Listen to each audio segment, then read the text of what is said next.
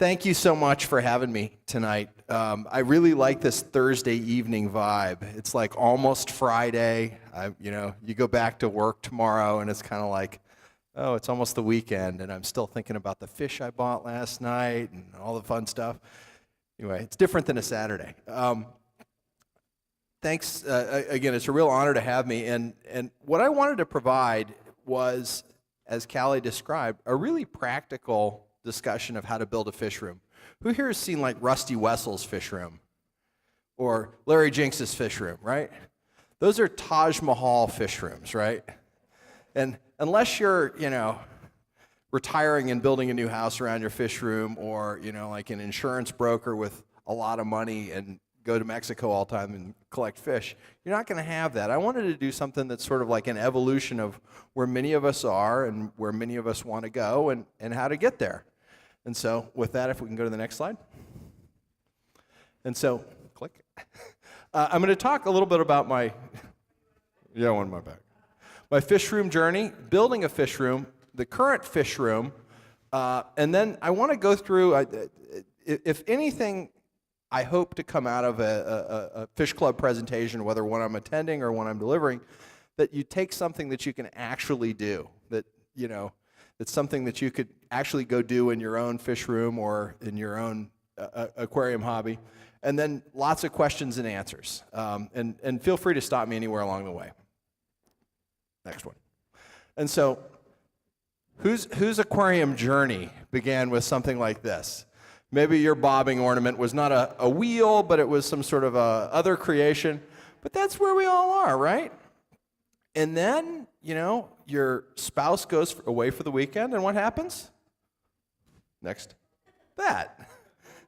Not only did it double, but there's like a bowl for some fry or something on the, and you're like, oh, this is kind of nice, but next thing you know, there you go. You've arranged your whole house around this, and, you've got like a half a bath, And then next thing you know, you're living your life. And this is if you're Rusty Wessel or Larry or, any of some of the other people that you know. But most of us, go to the next slide, please. It begins with something like this. And I was like a fifth grader, I think. And a friend of mine got a fish tank for Christmas. And I was like, well, I don't have that, but I really like bettas. And so if you give a man a betta, what happens? And so my tween bedroom and living room display, this wasn't exactly it, but it was much like this, and it smelled like bettas in my room. And it started taking over the living room, and, who here has bred bettas? What? Okay. Yeah. If you breed bettas, then you have a lot of bettas. And once you grow them out in, say, a 29-gallon or 55 or whatever, then the males start fighting, so you got to give each one a little jar, and next thing you know, you got hundreds of jars, and anyway, it becomes this quickly. And so next, my parents put me down in the basement. And so this was circa 1987. Who remembers Motley Crue, Shout at the Devil? That was kind of the permanent soundtrack of Matt's fish room / 14-year-old hangout room. What's going on down there? But I had a couple of big tanks, 55 gallons, with a bunch of sideways 10 gallons underneath them, and 29s.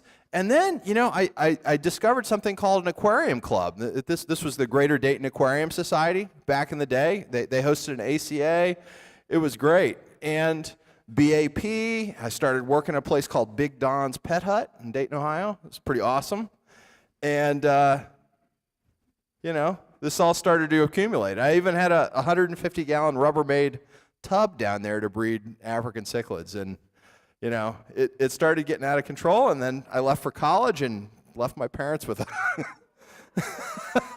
all of that in the basement. No fish, just fish. But if you go to the next slide.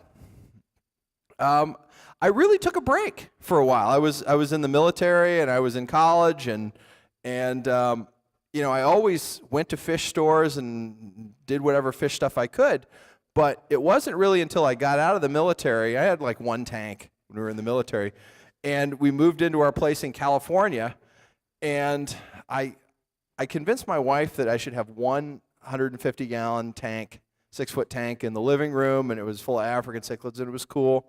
But one weekend, she was out of town.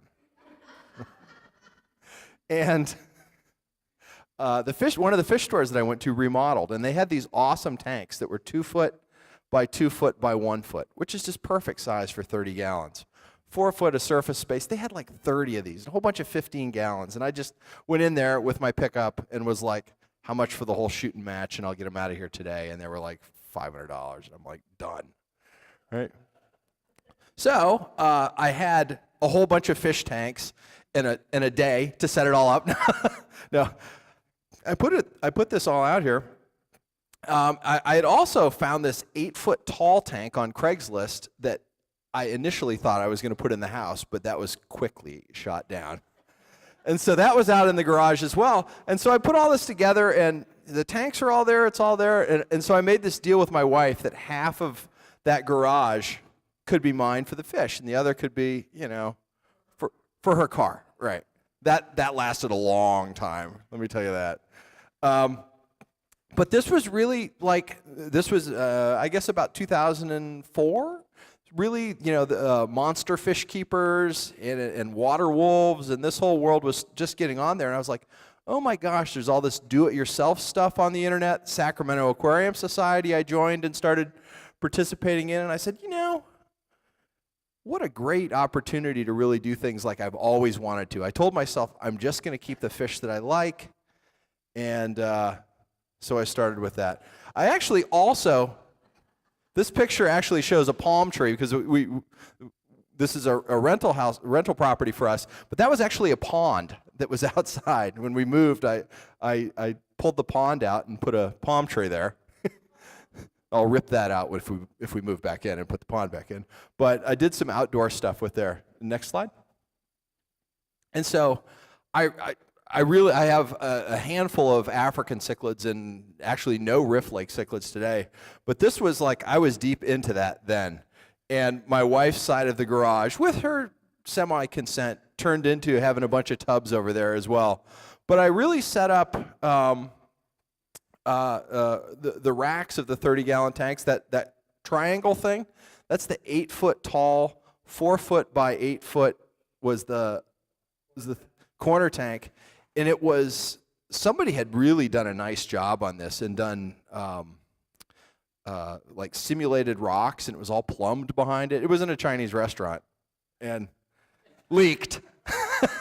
And so they put it on Craigslist as a 1,000-gallon fish tank. It does not leak. So I bought it for, I think, $150 and fixed it and set it up in there. So I mean, this was pretty good, but it was a garage. And Sacramento, California is not. It's very hot in the summer, and it's very, it gets down to 30s and 40s, but usually it's in the 40s or 50s in the summer, or in the winter. A lot of African cichlids. Go to the next slide. And so this was my first attempt at a real fish room since that 80s basement thing. And it gave me an opportunity to really think about what works and what doesn't work. 2 foot by 2 foot by 1 foot tanks are great for cichlid breeding. They're not great for display tanks in a fish store, much to my benefit. Having space and actually access to the backs of tanks, oftentimes, and to this day, I jam fish tanks against the wall, but actually having them in a place where you can get behind them, as I did in that room, for all but one rack, was really helpful, and that gave me a place to put the water changing stuff and some of the equipment and some of the wires and stuff. Having a fish room in a garage, spill some water on the floor, not a big deal. Having a fish room in the living room, a bigger issue.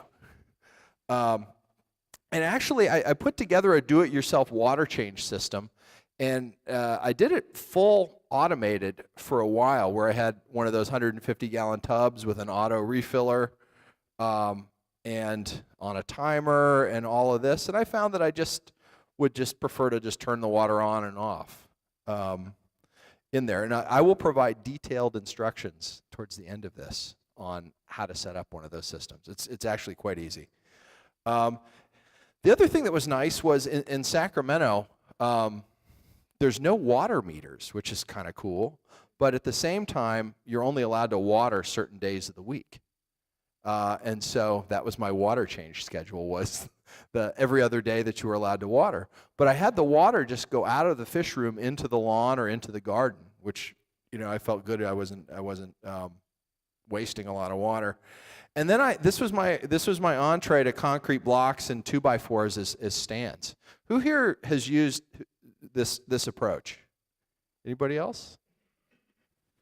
Yeah, I'll go through some of the pluses and minuses of it, but it's served me well. I'm not handy enough to really build nice wood stands, and metal stands, the prefab ones often don't give you enough clearance, and certainly don't go 3 high like I like to for this. And then also the Rubbermaid tubs. Those things are awesome if you're growing out fish. I actually had an African lungfish as well. Anybody else kept one of those? Briefly, yeah, until it bit you. I got a little guy like this big and tried to keep him with other fish, and he disemboweled some frontosa and other fish, and so I said, you go by yourself. And he kept getting bigger and bigger, and he went into one of these tubs. They have a drain at the bottom, so doing water changes is just open a drain and putting some water in. So what didn't work in a garage fish room? Heating and cooling is really tough. Even though I probably should have, in my haste and in my, thinking that this is California why, I didn't insulate like I should have. I didn't use the insulation on the walls or the vapor barrier. I just did some styrofoam. So I sort of enclosed the room in styrofoam sheets in the winter. And it was hot out there. In Sacramento, it gets to be 110 during the day and cools off, with the breeze at night into the 50s and 60s a lot of times, even in the summer. And it still wouldn't cool off. We had a stretch where it was over 110 as the high for over a week straight. And it's not a humid heat. It's a hot. And, so for people who are concerned about that, the only fish that I lost during that time were a group of Julie's Tanganyika fish. Everybody else did just fine, and there was a lot of breeding and stuff.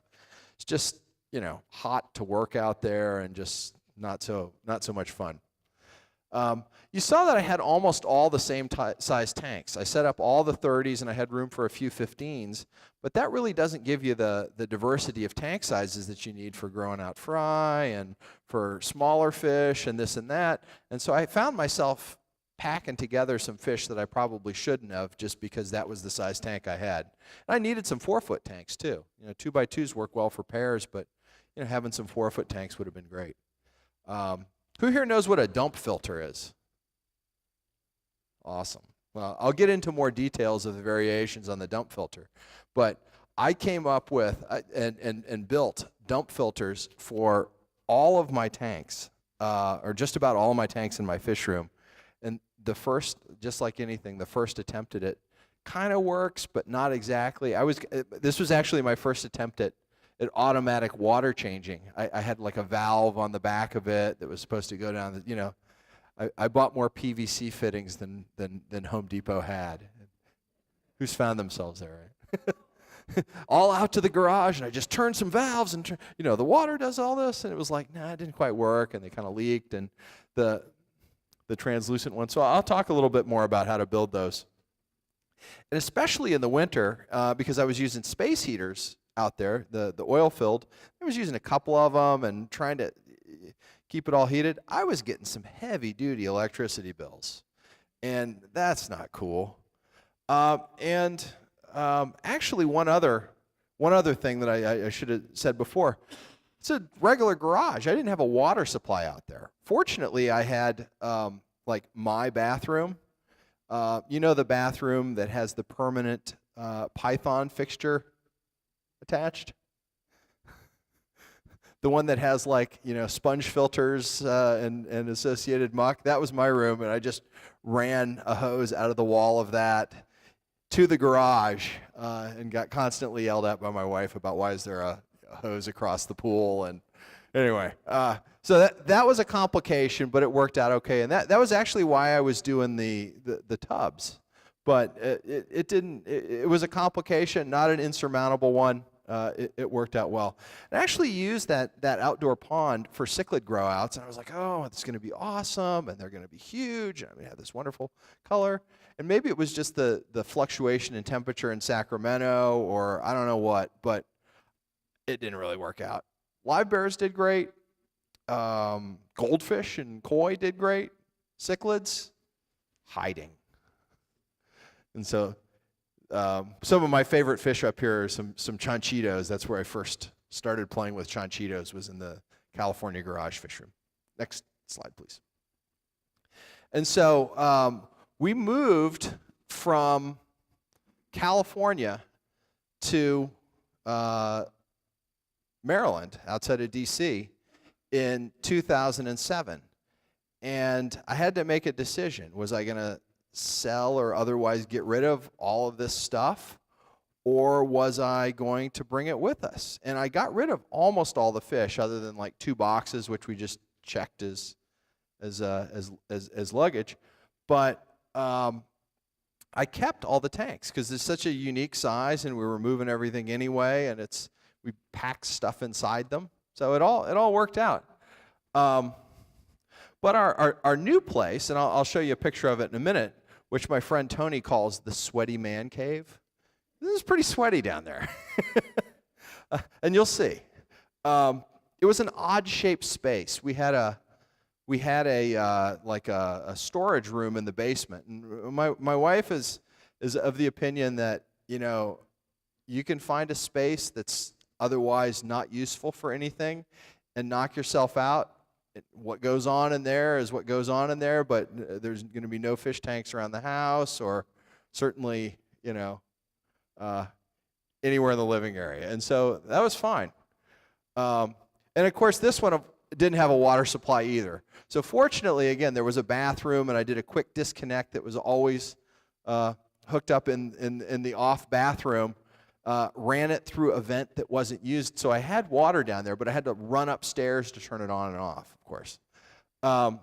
There's the same tanks from the California fish room, and I picked up a bunch of random tanks out here in Maryland. I joined CCA. I started going to PVAS meetings.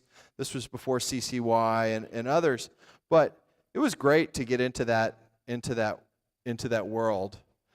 The thing that really was great was, being free from having to take care of a bunch of fish allowed me to set things up, having learned from the prior fish room. So I did the next generation of dump filters. Most of it actually using the same Rubbermaid bins that I had bought in California and shipped over here. And something else happened, was that I discovered Uruguayan fish. Does anybody remember when Felipe sent his first import of those here in like 2007 or 2008? Ken Davis got a list, and I remember this was one of those days, they try to prevent absenteeism at work. I was present at work, but I was mostly surfing that fish website, looking at which of these Uruguayan fish I should order, because I was just intrigued, right? But these are fish that are actually subtropical, and so they need a cool down in the winter, and they need a little bit different care than regular tropical fish. Fortunately, because the room that I was in for my fish room also housed the HVAC unit for the house, and there was a vent there, I had the benefit of that for heating and cooling. And I actually set up a partial auto water change system where it was just the drains and not the water, because I was concerned, it being in the house, that something was going to go awry and that I would be dripping hundreds of gallons of water into the finished basement. And something else changed in my life, in that we had twins. And so the free time that I had with just one kid, kind of helping even, to having twin, boys, newborns, meant that I really needed to be efficient with what I was doing. So next slide. And so here was my little helper, Sienna, at the time. She's about 4, and this was the sweaty man cave. Anybody know why it was called the sweaty man cave? There's like 1,500 gallons of water in a 10 by 10 space. 10 by 8, I'm going to say. And that's a 150. I mean, it was just packed with fish, all the way back. There's a 75 back there. And some of the highlights here that you see, I mean, this is basically my fish room in California, except rearranged. I got some more diversity of tanks. This is the water change system. These are drains that you can see. You can see something that I did also in this fish room that was a little different was you can see there's dump filters that are actually serving as hoods on most of the tanks, some of them working and some of them not. But I use these taller Rubbermaids as fry grow out containers. And those kind of worked all right. And actually, I put some on the top row, which was less successful because I really couldn't keep an eye on things. But yeah, I did that as well. You can see ambient lighting. You see that I covered the whole thing in black plastic just in case it wasn't sweaty enough in there. And I just stapled it up. Just before I put anything in the room, I went through and got black plastic, sort of like Dexter. If anybody's seen that. Except no murders occurred in there other than a fish. And Sienna would come down and help me out, and it was really cool. Next slide, please. You could actually, if you go back one, you can actually see that I put some little fans in there too, which was not nearly enough. Next slide. And so that was looking this way when you went in the door, and this is looking the other way. And so you see my basic construction with cinder block stands. This is basically you just do 3 high. One of the things that I did on the first set, and this was a lesson learned from California, was that I used 6-inch wide by 16 blocks instead of the bigger 8-inch ones. But in California, I just had it 6 inches or whatever, 8 inches off the ground, which was too low. It made doing some of the bottom water changes kind of hard. It made it easier to get to the top of the tank for somebody who's not that tall, but it just made it, I couldn't see the fish, and I was always on the ground like that, and the water changes were hard. So I actually went 1 higher on this one, and it actually gave me a little bit more room for my drains as well. Something that I did is you remember I said that I didn't have enough diversity of tanks. I dedicated a bunch of 15s and some smaller tanks to just fry grow out, and I use a lot of these net breeders where you can have different batches of fry in the thing that always concerns me with doing water changes in fry tanks is sucking out all of the fry. And if you leave the tank empty and put the fry in the baskets, then it reverses that. You can also just do the water changes put no fry in one of the baskets and do your water changes from the net breeder. That's another tip. But you see my aquascaping skills here, and you see that I used a lot of Rubbermaid bins and Rubbermaid tops as my lids, and that was and you can actually see some of the dump filters that I have going, which basically it's like a reverse sump. Before there were LEDs as we know them, there were those LED Christmas light things, and so I strung some of those along there so that it would be some light even if I turned off the overhead lights, and it actually was quite nice. You some nice storage if you use the concrete block style.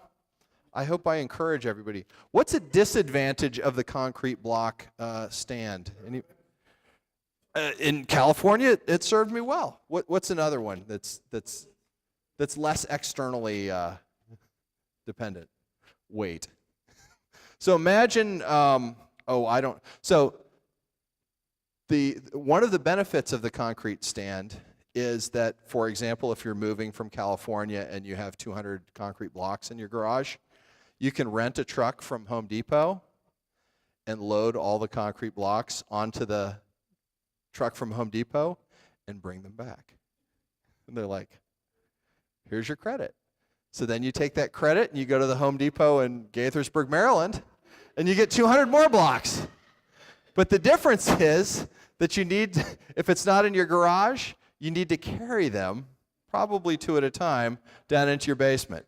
And then when you move, you've got to do it again.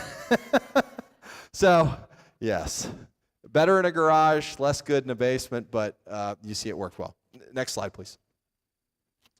And I've got Bob Bach down there in the jorts. And you can see the water change system going on here. Basically, who's built who's built one of these PVC overflows before? Anybody? Did it flood?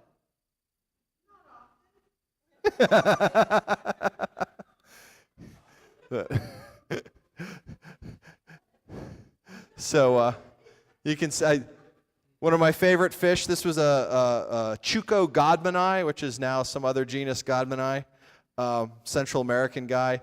I mean, these are just perfect sized tanks for those. And basically, I was just getting back started into things, picking up some great fish. Do you see the far end of that room there? I had room for 1 block of room left in this fish room for tanks. And again, my wife was away for the weekend, and I saw on Craigslist a 4-foot by 2-foot by 32-inch, 150-gallon glass, of course, for $60. What would anybody do? He would call his buddy who had like a Kia hatchback, and Tony and Mike from CCA, and go get it, and John Clark too, and then try to, of course, while watching Newborn Twins, my wife was away, and try to fit it into the back corner of that fish room through that narrow aisle behind the furnace, because that's the only spot left, only to be thwarted by the water on-off valve for the house and have to extract it.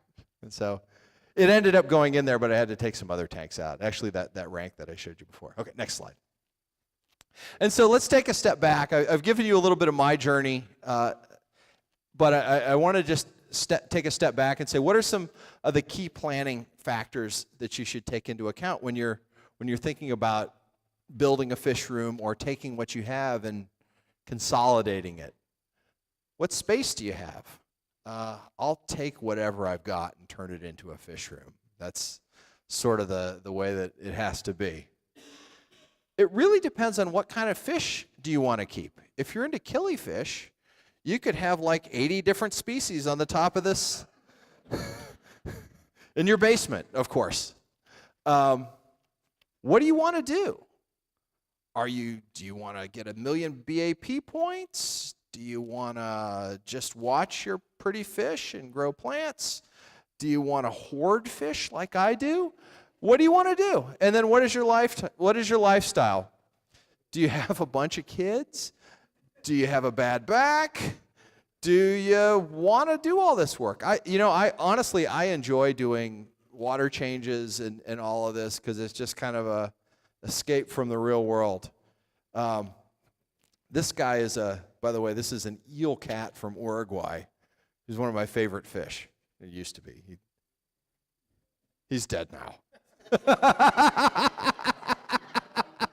Do you know why he died? He had a name. That's why any fish with a name is the first. His airline got kicked out when we moved. Oh. All right. I was going to say about 8 inches. No. He was about that big. Yeah. And so let's go through some of these. The fish room space. The best case scenario is a basement or a slab, where you don't really have to worry about it crashing through the floor or, destroying your hardwood. But, I've seen people set up tanks and fish rooms in other places. The walls. I said that I put plastic up so that it would keep water from getting to drywall or other things, and that was basically just as a protection because we were renting that house. The shape of it, ideally, you've got some long runs where you can put your tanks a little bit off the wall, preferably. Not that I did that in mine because I didn't have room to, but take what you got. You don't want to be in the position of having to jam tanks back into the corner because it makes it hard. If it's hard to clean your tanks, as you know, you're just not going to do it. You have to have electricity, obviously, but I'll get to this a little later. Even if you don't have a lot, this is a great motivator to cut down on your footprint of the electricity that you use. In my fish room, the sweaty man cave, I actually didn't heat hardly any of those tanks, even for tropical fish from South America. Many of them did great at 74, 76, 72. On the bottom racks, it would be 60, 64, especially in the winter. And in many cases, that's fine. You can use heaters very selectively, and that's a big user of electricity in the fish room. The other is power filters and stuff, and that's why I didn't use so many of those. I don't use hardly any power filters. I don't use UV. I just use the overhead light because I'm not growing a lot of plants or any. You have electricity, then your water and your drain. I mean, water changes are basically water in, water out. Out first, and then water back in.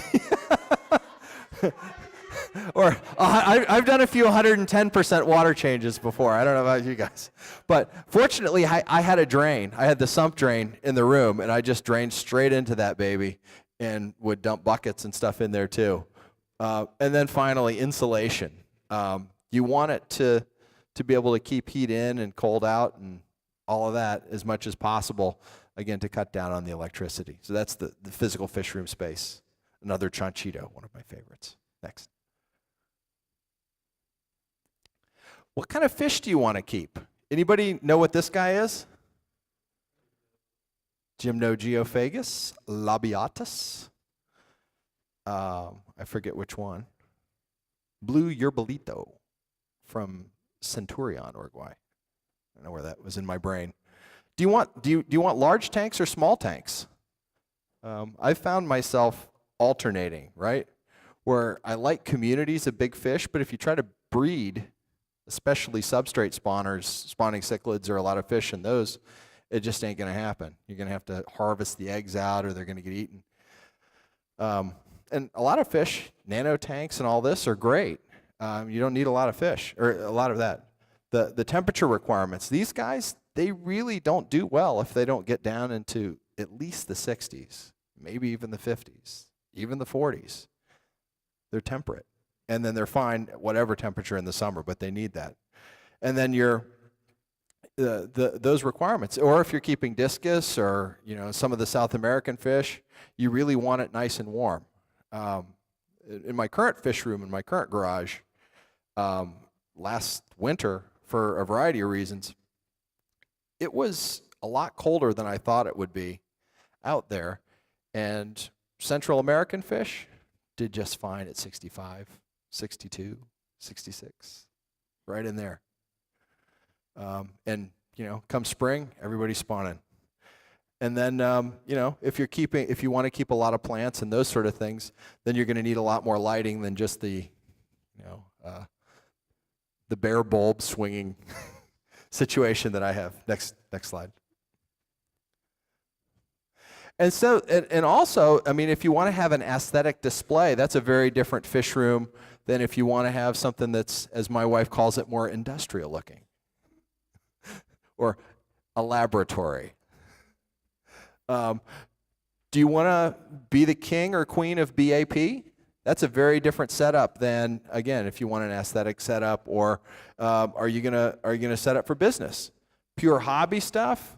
Do you just want a man cave? There was a guy in our club named Richard who had this like amazing basement man cave of fish tanks, and he spent. I mean, it was all like bow front tanks, and it was all of this, and it was on white carpet, and I was like, dude, how do you even do this?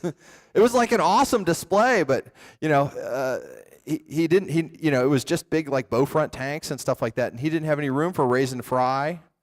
And every time he was doing water changes, it was like by a python one at a time. It was a whole thing, but that's what he wanted, and it really form follows function.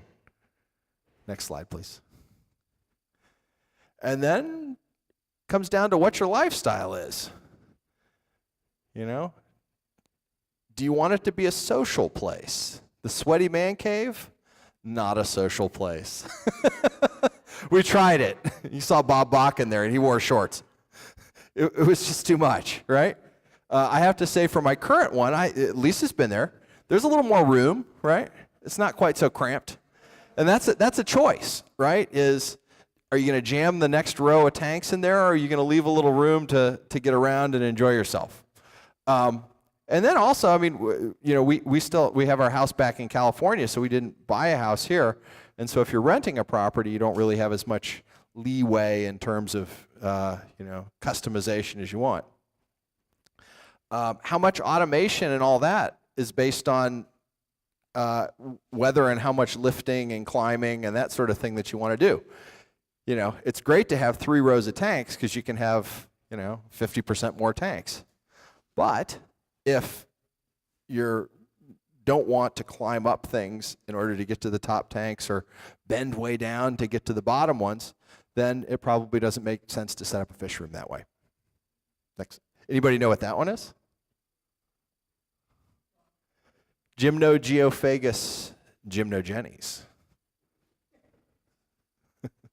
Okay, so all of this, we moved from the prior house actually because of a house fire, not fish related in any way, shape, or form. It's actually a chimney fire. But I had some great club members take care of a lot of the fish while we were gone, and we ended up moving to a new place, I don't know, maybe 5 miles away, where the available spot was the laundry room. And so my wife said, the deal is that you can have the laundry room, except you'll do the laundry. The other rule, and this I didn't know, and believe me, I spent way too much time, mapping things out and all of this, but I had actually planned it all the way to here, and she came up with this, there must be a 1-foot barrier rule, which I don't know if I have a picture of it, but there's like 2-foot tanks that are like half covered. That's because of this. Anyway, this was our laundry room. It was a real laundry room, but it's packed with fish tanks. And so when we identified this place we were moving, we had to kind of get things done in a relative hurry because my friends were also getting tired of housing my extra fish. It was a large but irregular room in the basement, and somehow now I had 3 large tanks. I had a 180 and 2 150s, a 6-foot and that 4-foot one that I got there. And at this point, I was almost all medium New World and some Bromby Embo. And in this tank, in this house, I wanted to really focus on reducing electricity usage. So I got rid of as much power usage as I could. Really tried to be efficient with using just 1 or 2 pumps for the whole room. Not a lot of power filters. Not a lot of heaters and that sort of thing. So next slide, please. Okay, so where do you begin when you've got this? Who's walked into a potential new property and done that slow go into the basement or slow go into the place to just see what's down there, right? You can't go there first because you'll be accused perhaps of you just chose this house because there's a nice fish room in it. And so the first thing to do is to measure things out and to see where everything can go. I've reused stuff all the way since California, so I kind of knew, the parameters of things and the sizes of tanks. It would be awesome if I were, whoever and could buy all new tanks in the $1 a gallon sale and start from scratch, but that wasn't happening. The key, and this is hard, is prepare the place before you move in. Once you have 1,000 tanks and fish stacked and all that, you're not going to want to, it's going to be hard. And so I got this deep sink installed down there. There wasn't one. I did some wall covering, and then I started moving in the cement blocks. Oh, yeah. And I cleaned everything up well. And you want to put your insulation again in, of course, before. I actually didn't put much in this one because it was like right in the middle of the house, and again, the HVAC was in there. If you need to do any electrical upgrades, like I would highly recommend GFCI in your fish room. I could think of worse ways to die than electrocuted while doing water changes, but, And then if you're going to do a heat exchanger or some other heavy-duty type installation, do it there. So next slide, please. Actually, go back. Oh, you're good. You're good.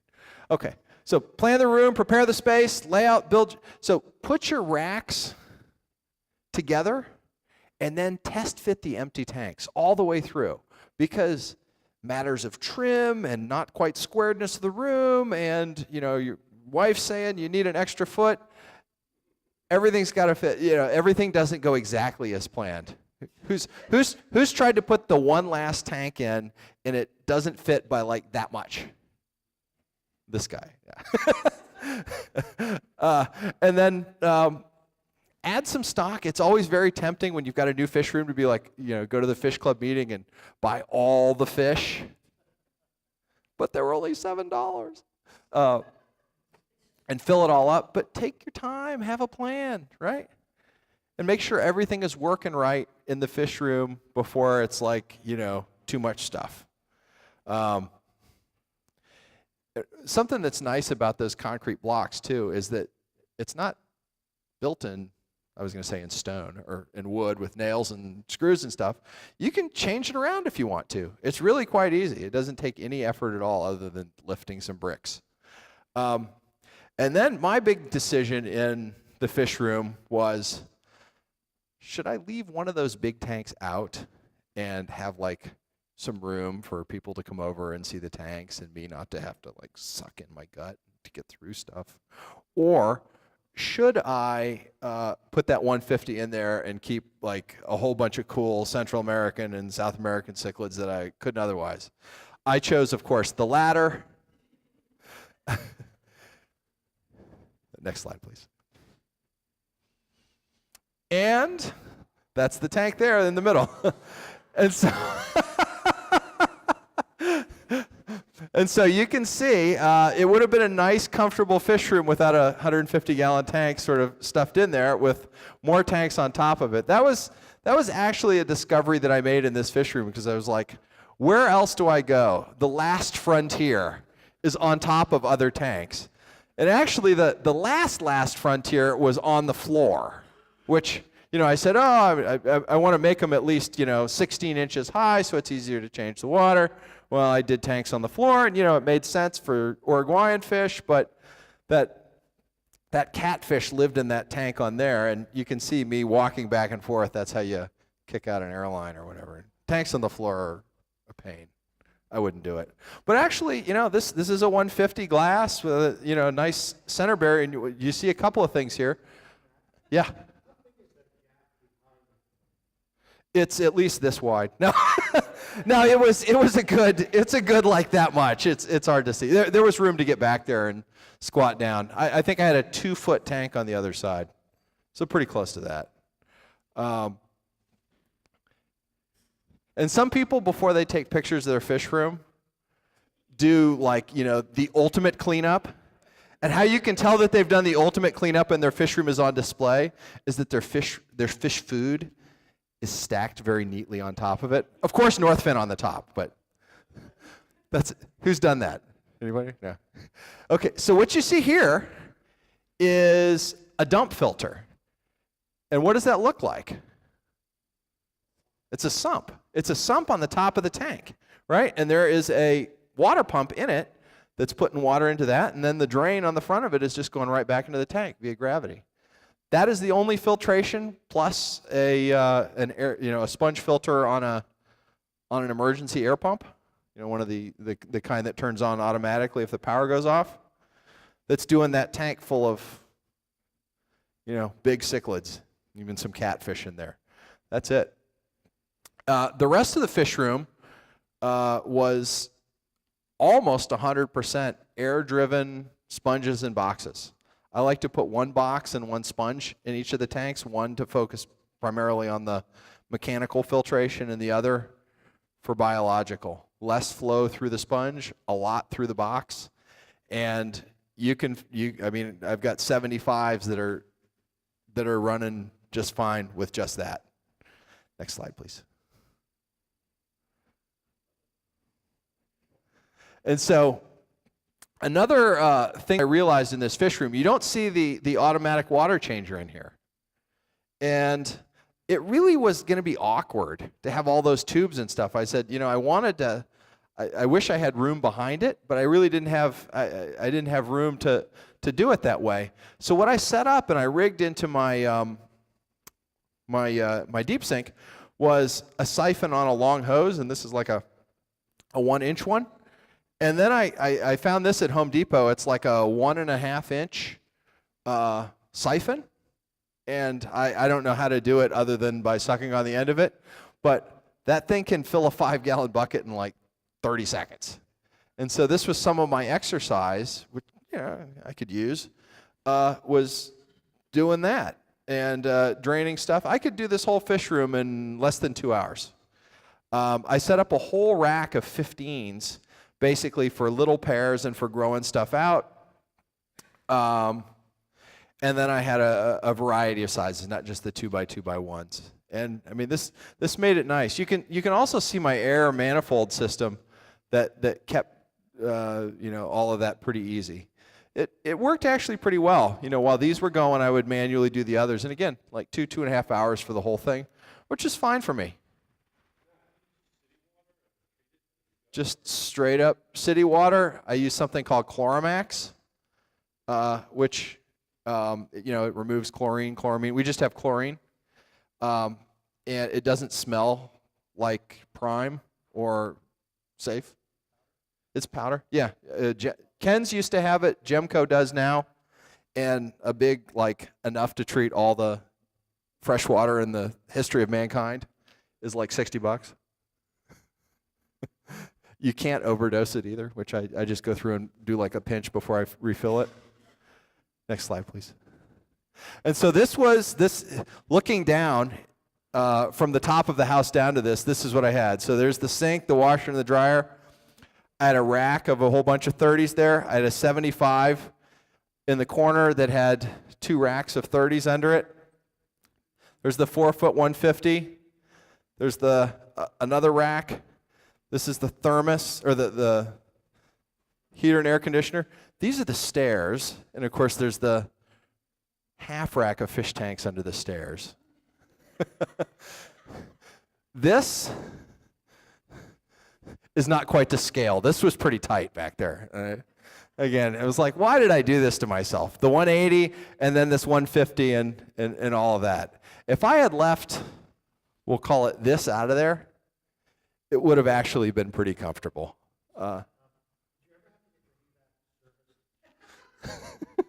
No, thank God. Fortunately, this is interesting, there was a door back here that was like a closet. And it was this is kind of a funny thing. My wife put some Christmas stuff in there, like in the closet behind the fish room. And she went to, it was like some Christmas wrapping and all this. And she's, she got the year before, like, the 90% off sale. And she went to get it. And it was like this just ball of nastiness. Like, don't use that room.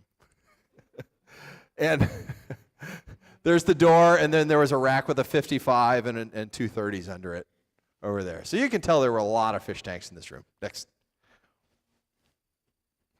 And so here's just a tour of it. There's the furnace back there. There's a rack here. You can see a rack of tanks that way. That's behind the fish room. But it all worked out nicely. You could tell I was pretty fastidious about my my glass. But if there's something that's going to go, with the busyness of kids and activities and work and travel and all of that, it's going to be the glass every time for me. This 150 is filtered by a sponge filter and this pump to that dump filter right there, which is just a Rubbermaid container with a bunch of bio stuff in it and a tray from the dollar store with some fluff in it. That's all you need. I would kneel down with a bucket, and you mean on the floor? Actually, the floor. No, I wish I had a floor drain. There was a certain technique that I will not demonstrate of getting the siphon started on the floor.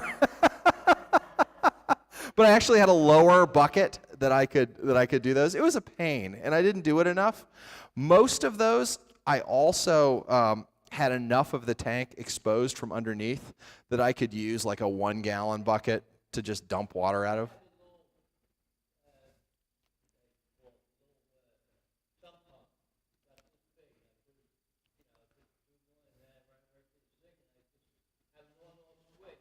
That's probably a better idea.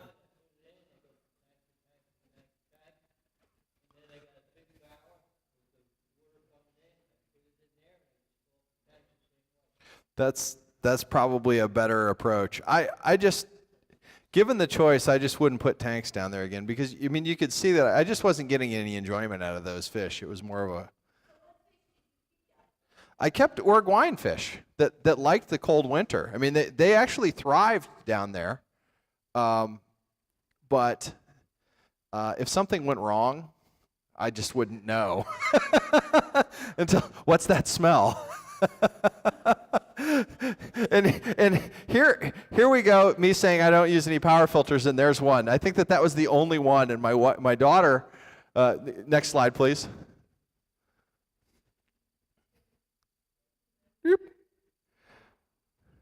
I thought it was the next one. So this is the 75 and the ones underneath it. I use a lot of egg crate divider because it's a way of either keeping pairs of Central Americans or other aggressive fish apart. Or actually in this one I had two different pairs of fish on the other side, and when one would breed, they would see the other one and they would be better parents. They wouldn't put as much aggression on each other. A partially obscured tank, that's never a good idea. You see a pair of Celidoculus pikes, and you see a tank on the floor, which, again, 4 high, that's just a lot. Next slide. Yeah, this is the tank. So my daughter won this at one of the ACA kids decorating contests, and 2000, probably, yeah. Did my daughter grabbed the pink gravel.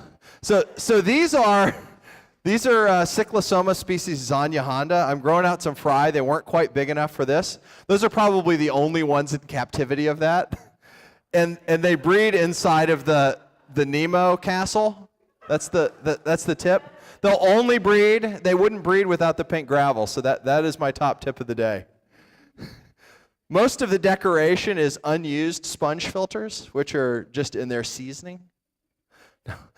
And that was the, you see that. So most of the storage in my fish room was underneath this 180. And you can see what's going on here. In addition to the tanks on top of it, the main filtration for this is actually an FX5 canister filter, the only canister filter in the room. But instead of it going directly back into the tank, I actually ran it into a big Rubbermaid full of bio balls. That's a dump filter that goes back in there. So I mean, you see, there's a lot of fish in there, and it worked good. Next slide, please. Okay, so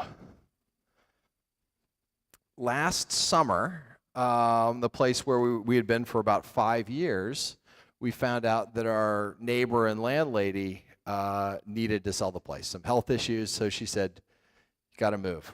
And so it was pretty quick, and we didn't really have as many choices as we wanted in terms of staying in the same school district and yada yada.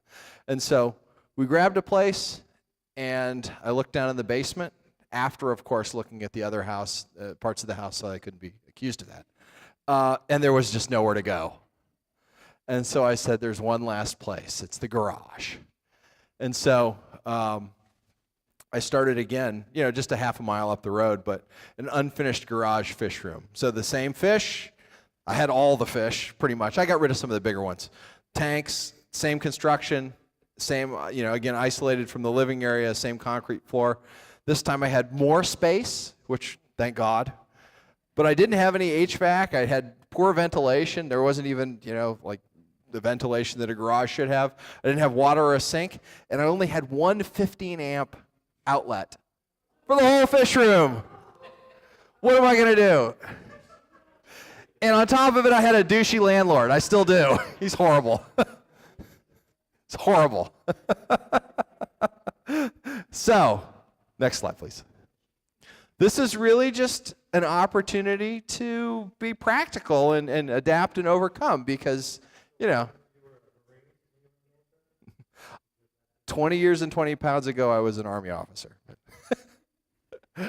The more space resulted in, I could actually have a little social area, an open area to congregate and talk and hang out.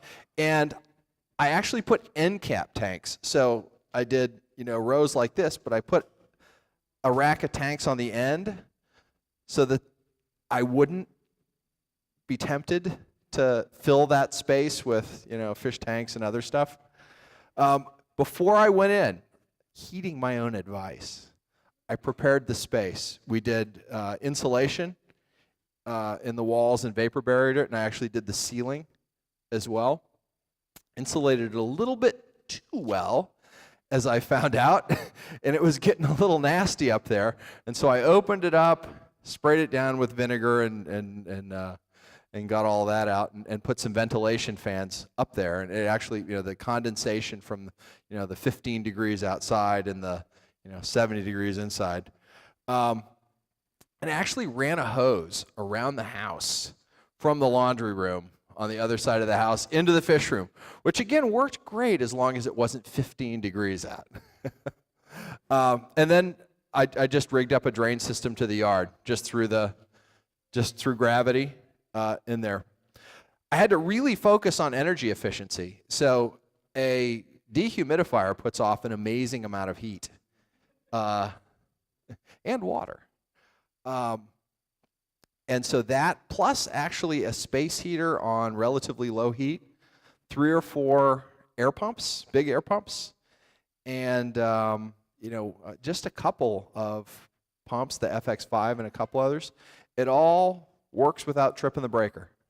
I have to keep the space heater, those oil-filled jobs, on low, but it actually works. It keeps it about 65 and 70 in there. And the landlord situation, just don't ask for anything or tell him anything that's going on, and so it all works out fine. And so next please. But that's for another day. That could be a whole talk, and I will document it next time you guys have me up. So next slide. Let's get into some of the real. I've talked at a high level and shown you some pictures of what I'm doing, but let me just give you some tips and best practices. Whose air system looks a lot like that? No one. Everybody here is very organized. It took me a while to get up the energy to go from this to that. I bought those. Some people build them, and they're really not that hard if you've got a tap and all that. But it just is so nice to know like which air is going to where, and to know that you're using it efficiently. And I was actually able to reduce the number of things that I was plugging in, from, I don't know, probably 15 to 4. I use a couple of those SL65 luft pumps, and I don't use that Gemco one anymore. I have a bigger one. And that's really about it. And, if you've got these manifolds, it would be more efficient if I had the closed loop, which I don't, just because of the layout. And again, I say for just about every tank, I have a box and a sponge in it. The box filters, anybody else use the box filters? I love them because you can put media in it, either gravel or ceramic or whatever to weigh it down. Put some fluff in it. You can really quickly and easily change your mechanical filtration, which I try to every weekly water change. I try to change that stuff. And then, just run some slow air through the sponges, and you don't have to, because there's not as much gunk, because the sponges or the box filter's taking it, you don't have to clean them as often. The next slide, please.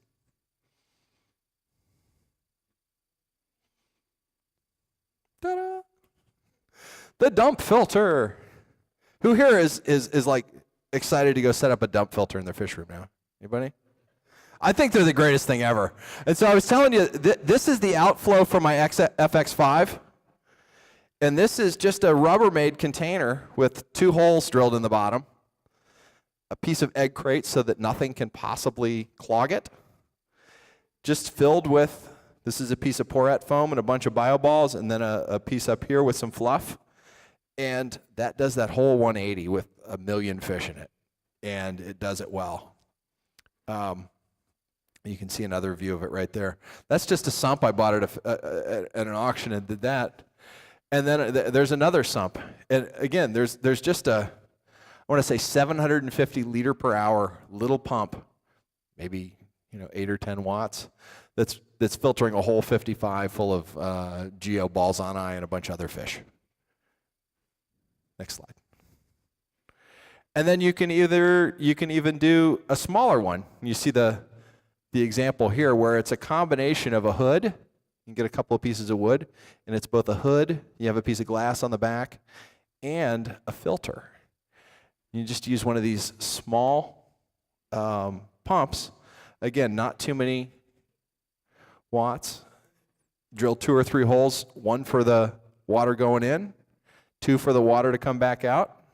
Fill it with your media of choice, or fill it with trays or bags of media, and let it go. And again, that's as good as a sump.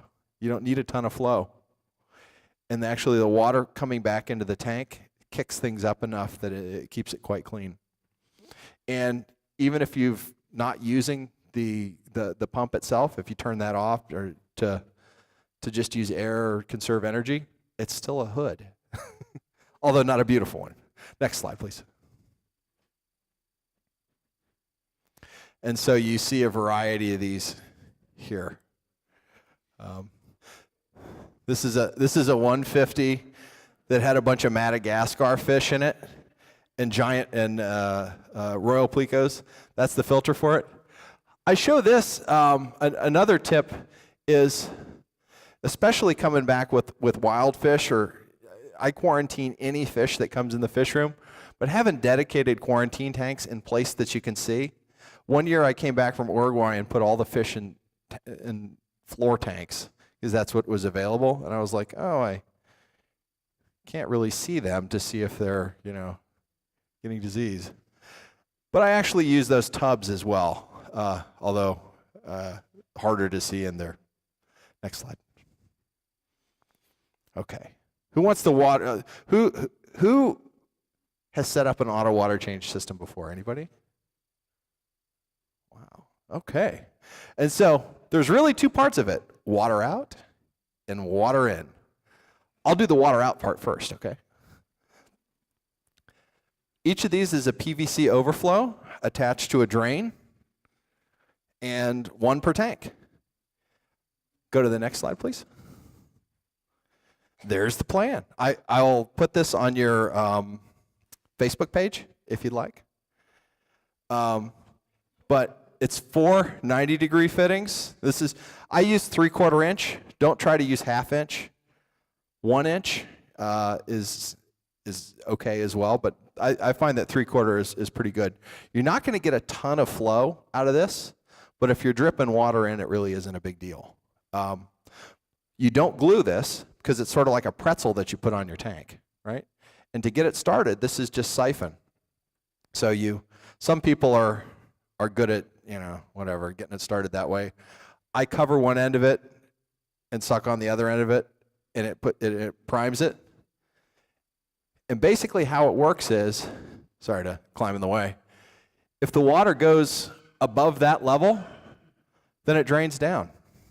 And so if the water in the tank goes over that, it's going to go down into the drain. Next slide. You can see one of them in action. So here's your water level in the tank, and oddly enough, it's right there.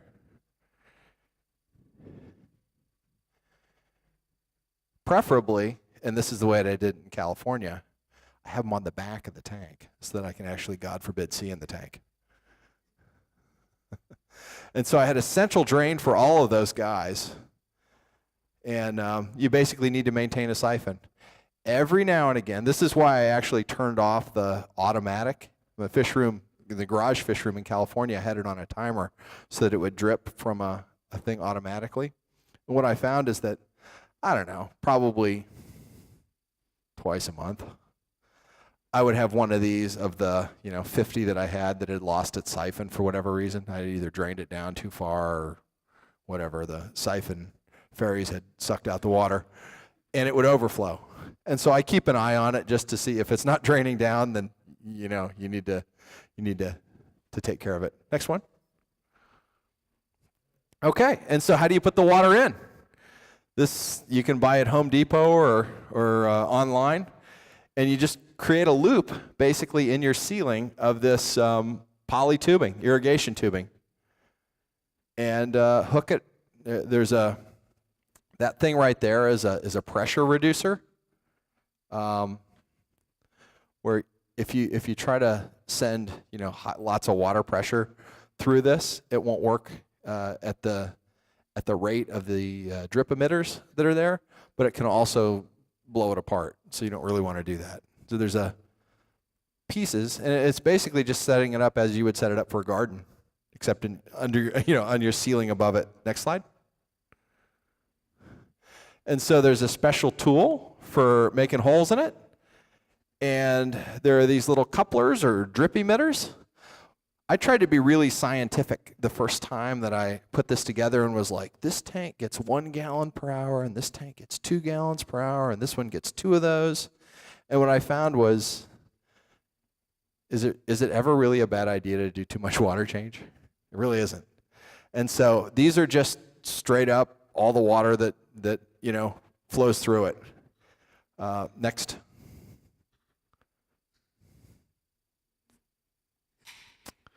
That's really the automatic water change system. Did anybody think that was like really hard?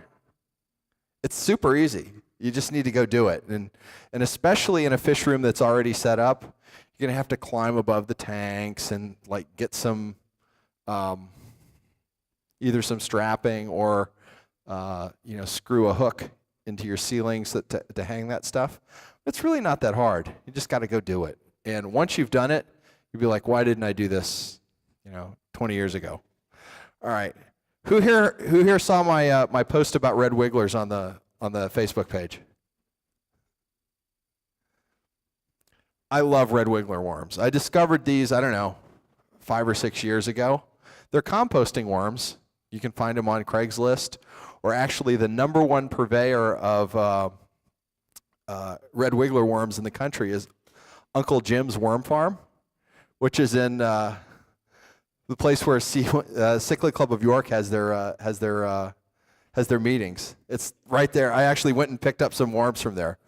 They've produced, I want to say, 4 Big Ten linemen on the worm farm. The sons of the worm farm, Uncle Jim. Anyway, it's really the easiest live food. I don't do any other live food than red wiggler worms. And it's just a composting bin. This is 2 Rubbermaid bins nested. This one is to catch the leachate, which is great fertilizer. And this one has got your worms in it and some little holes in the bottom and sides. And that's where your worms and the fertilizer that they produce and your veggie and food scraps go. And you just put something in the bottom. That was a, oddly enough, Similac container. But it could have been some, just about anything to keep it off the bottom so that it can drain. And, corn cobs, they don't like watermelon rinds. I've found that. They love melon. Oranges are okay. Tomatoes are okay. Just no meat, no dairy. They'll eat newspapers. They'll eat shredded junk mail. They'll eat it all. And it's highly nutritious, free, awesome. I brought some for the auction donation. Next, please. Well, that's it.